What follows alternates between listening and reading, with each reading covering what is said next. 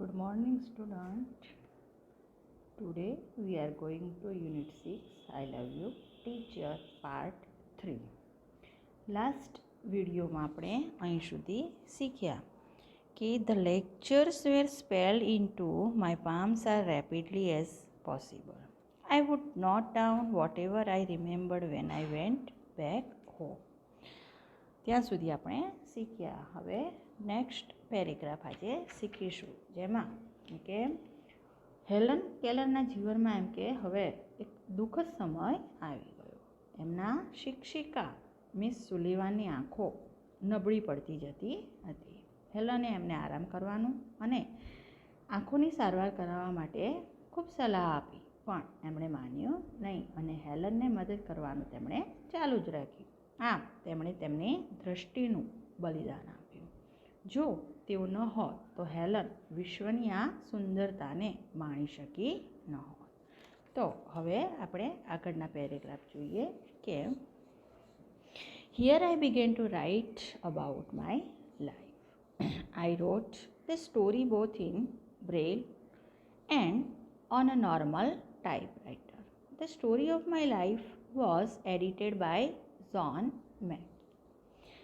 The writing was published in magazine in 1903 and I was paid for it. તો અહીંયા કહે છે કે અહીં મેં મારા જીવન વિશે લખવાનું શરૂ કર્યું. I began to write my life. I wrote the story both in Braille and on a normal typewriter. મેં બ્રેલમાં અને સામાન્ય ટાઈપરાઇટર પર વાર્તા લખી. The story of my life was edited by John Massey. કે આ જે સ્ટોરી છે તે જ્હોન મેસી દ્વારા મારા જીવનની વાર્તાનું સંપાદન કરવામાં આવ્યું. The writing was published in magazine in 1903 and I was paid for it. 1903માં એક મેગેઝિનમાં લખાણ પ્રકાશિત કરવામાં આવ્યું અને મને એના માટે પૈસા પણ ચૂકવવામાં આવ્યા. પબ્લિશ્ડ એટલે કે પ્રકાશિત કરવું. We the blind are as indebted to Louis Braille as mankind is to Gutenberg. જેવી રીતે માનવજાત ગ્યુટનબર્ગને ઋણી છે, એવી જ રીતે અમે અંધ માણસો લુઈસ બ્રેલના કે ઋણી છીએ. ઇન્ડેપ્ટેડ કે ઋણી હોવું, કારણ કે લુઈસ બ્રેલે જે સ્ક્રિપ્ટ શોધી અંધ લોકો માટે એ એમ કે એમના માટે ખૂબ જ ઉપયોગી થઈ. તેથી હેલન કેલર કહે છે કે અમે એમ કે જે અંધ લોકો છીએ તે એમ કે લુઈસ બ્રેલના ઋણી છીએ. On 28 June 1904 I graduated from the Redcliffe College. 28 જૂન 1904ના દિવસે હું રેડક્લિફ કોલેજમાંથી સ્નાતક બની. I felt proud that I became the first deaf-blind person to earn a Bachelor of Arts degree. મને ગર્વ હતો કે હું આર્ટ્સની સ્નાતક બનનાર પ્રથમ અંધ બહેરી વ્યક્તિ હતી. સૌથી પહેલાં એમ કે તેઓ જે બ્લાઇન્ડ વ્યક્તિઓ છે એમાં સૌથી પહેલાં એમ કે એ બેચલર ઓફ આર્ટ્સની તેમણે હેલન કેલરે ડિગ્રી પ્રાપ્ત કરી, જેનો એમ કે મને ખૂબ જ ગર્વ છે. BA આપણે જે કહીએ છીએ એનું ફૂલ ફોર્મ થાય છે bachelor of arts. I began to feel that I must educate people on ways to help the blind. મને લાગ્યું કે અંધજનોની મદદ કરવા માટે મારે લોકોને શિક્ષણ આપવું પડશે. My prime goal is my life was to spread awareness regarding the poor, neglected state of the blind.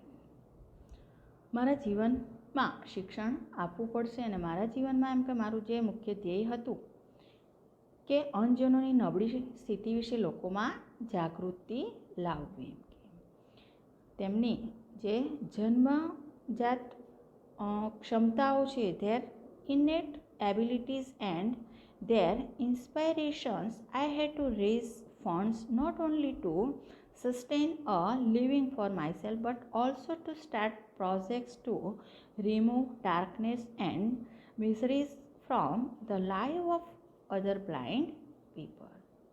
કે તેમની જે જન્મજાત ક્ષમતાઓ અને એમની પ્રેરણાઓ થકી મારે મારું જીવન ટકાવવા માટે તેમજ પ્રોજેક્ટ શરૂ કરી બીજા અંજનોના જીવનમાંથી અંધકાર અને દુઃખ દૂર કરવા ફંડ એકઠું કરવાનું હતું. I strongly felt that I must give the others what I had gained from my teacher and મને દ્રઢપણે લાગ્યું કે મારા શિક્ષિકા પાસેથી જે કંઈ મેળવ્યું તે મારે બીજાને આપવું જ જોઈએ. Then came a dark cloud in my sky. અને પછી મારા જીવનરૂપી આકાશમાં એક કાળું વાદળ છવાઈ ગયું. I was deeply concerned about that. મને તે વિશે ખૂબ જ ચિંતા થતી હતી. My teacher's eyesight was worsening day by day. મારા શિક્ષિકા મિસ સુલિવાનની આંખો નબળી પડતી જતી હતી.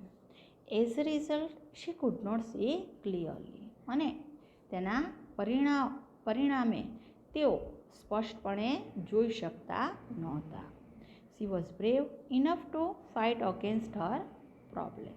તેઓ હિંમતવાન હતા અને તે સામે તેઓ ઝઝૂમતા હતા. But I was sorry because she did not heed to her problem of her eyes. તેમણે પોતાની જાત પ્રત્યે થોડુંક પણ ધ્યાન આપ્યા વિના મને મદદ કરવાનું ચાલુ રાખ્યું. એથી મને ખૂબ જ દુઃખ થતું હતું. Instead, she continued to help me. અને એના બદલે તેઓ એમ કે મને મદદ કરવાનું ચાલુ જ રાખતા. At last, my teacher lost her eyesight completely and became blind by the year 1935. She sacrificed her eyesight for me. અને એમ કે તેમણે મારા માટે એમની દૃષ્ટિનું બલિદાન આપ્યું. મેં એમને આરામ લઈ આંખોની સારવાર કરવા માટે ખૂબ સમજાવ્યા, પરંતુ તેઓ મારી વાત સાંભળતા જ નહોતા. અને છેવટે એમ કે તેમણે 1935માં એમ કે મારા માટે કે તેમની આંખોનું બલિદાન આપ્યું અને કમ્પ્લીટલી સંપૂર્ણપણે તેમણે પોતાની દ્રષ્ટિ ગુમાવી દીધી. What a great sacrifice it was. કેટલું ભવ્ય બલિદાન.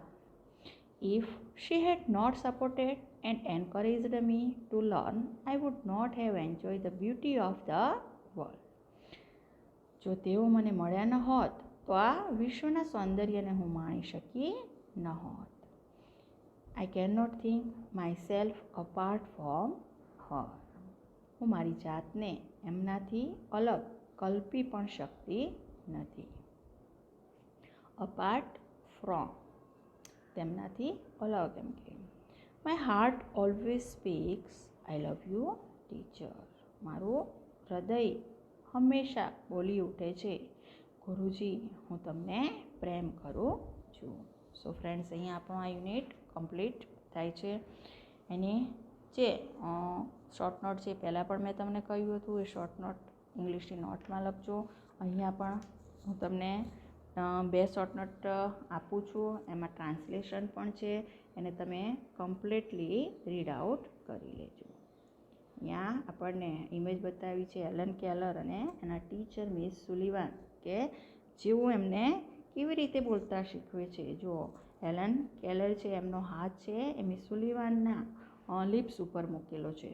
તો એમ કે જ્યારે પણ આપણે બોલીએ છીએ ત્યારે આપણા જે લિપ્સ છે એ શું કરે છે, મૂવમેન્ટ કરે છે, અને થ્રોટ એટલે કે ગળામાં શું થાય છે, વાઇબ્રેશન થાય છે. તો ત્યાં એમ કે ટચ કરીને એમણે મિસ સુલિવાને હેલન કલરને બોલતા શીખવ્યા. તો આ એક આમ શીખવતા એમણે પણ પોતાની દ્રષ્ટિ ગુમાવી, અને આ એક ગુરુજીનું ભવ્ય બલિદાન હતું. સો ફ્રેન્ડ્સ, આ જે શોર્ટ નોટ છે અહીંયા આપેલી છે એ બંને શોર્ટ નોટ ઇંગ્લિશની નોટમાં લખજો અને એ મેમરાઇઝ કરજો, કારણ કે આ શોર્ટ નોટ છે આપણને પૂછાય છે. Thank you.